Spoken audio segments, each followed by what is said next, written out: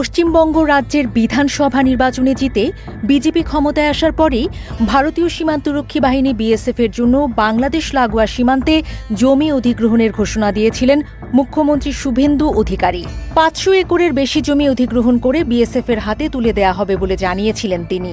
কিন্তু সেই অধিগ্রহণ প্রক্রিয়া শুরু করতে গিয়ে মুর্শিদাবাদ জেলায় কৃষকদের প্রতিরোধের মুখে পড়েছে পশ্চিমবঙ্গ রাজ্য প্রশাসন। মানবাধিকার সংস্থা এপিডিআর এর প্রতিবেদনে বলা হয়েছে, গত ৩রা জুন এপিডিআর মুর্শিদাবাদ জেলা কমিটির সদস্যরা ডোমকল ব্লকের ঘোষণাপাড়া সর্বপল্লী ভূতগাড়ির মাঠ পর্যবেক্ষণ করেন। এই মাঠে প্রায় ১৫,০০০ বিঘা ৩ ফসলি জমি রয়েছে। এই জমির উপর নির্ভরশীল ৫ গ্রামের কৃষক।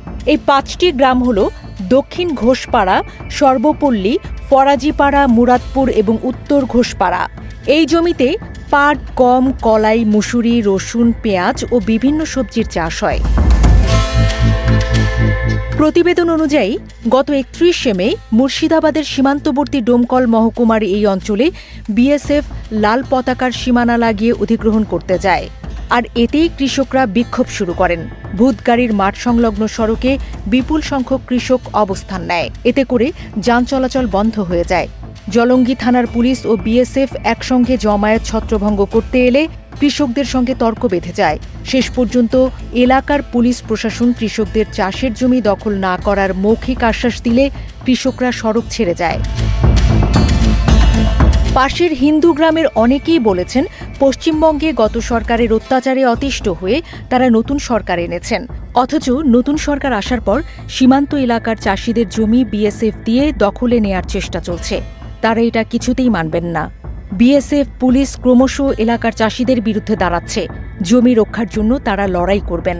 পশ্চিমবঙ্গের জমি অধিগ্রহণ আইন অনুযায়ী কৃষকদের অসম্মতিতে চাষের জমি অধিগ্রহণ করার এই চেষ্টা সম্পূর্ণ বেআইনি ও অসাংবিধানিক। তাই এই জমি নিতে গিয়ে যেভাবে বিএসএফ ও পুলিশ যৌথভাবে প্রতিবাদী কৃষকদের সন্ত্রস্ত করছে, তা চরম অন্যায় ও বেআইনি। মানবাধিকার সংস্থা এপিডিআর এর অভিযোগ, বাংলাদেশি তকমা দেয়ার ভয় দেখিয়ে এই জমি অধিগ্রহণের চেষ্টা চলছে।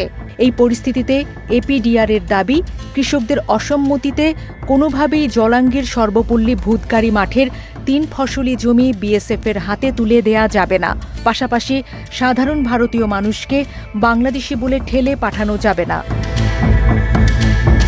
বিশেষজ্ঞরা বলছেন, বাংলাদেশ সীমান্তে জমি অধিগ্রহণ করতে গিয়ে নিজ দেশের কৃষকদেরই ক্ষোভের মুখে পড়েছে পশ্চিমবঙ্গ সরকার। জোর জবরদস্তি করে জমি অধিগ্রহণ করতে গেলে বাংলাদেশ সীমান্তবর্তী ভারতীয়রা উগ্রবাদী শুভেন্দু অধিকারীর বিরুদ্ধে অবস্থান নিতে পারেন বলে মনে করছেন তারা। ফলে পশ্চিমবঙ্গে শুভেন্দু অধিকারীর জনপ্রিয়তা ব্যাপকভাবে কমে যেতে পারে বলে মনে করা হচ্ছে।